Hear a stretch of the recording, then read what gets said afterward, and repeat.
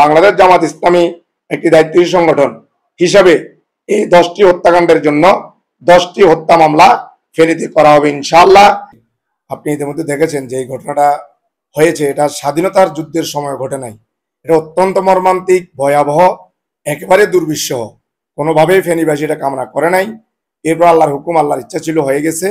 আমরা প্রথমে বলেছি আমরা ভারাক্রান্ত মনে তাদের প্রতি দুঃখ প্রকাশ করছি, পরিবার পরিজনের প্রতি সমবেদনা জ্ঞাপন করছি।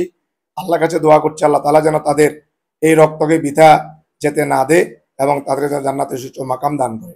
দুনিয়াবী দৃষ্টিকোণ থেকে আমরা ইতিমধ্যে আমাদের আইন শৃঙ্খলা কমিটিতে বলেছি, অন্তর্বর্তী সরকার গঠন হয়েছে।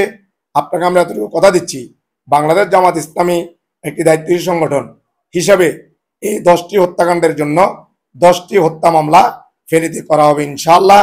এবং সেখানে হুকুমের আসামি হিসেবে গত 15 বছরের ফেনীর গডফাদার নামে খ্যাত নিজাম হাজারীকে আসামি করা হবে। ফেনী সদর উপজেলায় যিনি মর্মান্তিকভাবে নির্দেশ দিয়ে এই বাড়িটাকে হত্যা করেছে, সুশীল চন্দ্র শীল, তাকে আসামি করা হবে।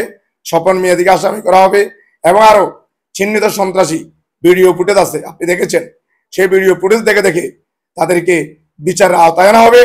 কোনো হত্যাকাণ্ড বিনা বিচারে যাতে না যায় এবং কোনো পরিবার যেন বিচার থেকে তাদের বঞ্চিত না হয়, সেবার আমরা ভূমিকা রাখবো ইনশাআল্লাহ। ইতিমধ্যে আপনি দেখেছেন, শুনতে পেরেছেন, বাংলাদেশ জামাত ইসলামী ফেনী জেলার পক্ষ থেকে সাংবাদিক সম্মেলন করে ঘোষণা দিয়েছে যে প্রত্যেক নিহত পরিবারকে নগদ 1 লক্ষ টাকা করে আমরা দেব এবং যারা আহত হয়ে চিকিৎসাধীন তাদের চিকিৎসার ব্যয়ভার বহন করব বলে আমাদের সম্মানিত জেলা আমির জননেতা জনাব একেএম শামসুদ্দিন স্যার ঘোষণা দিয়েছেন।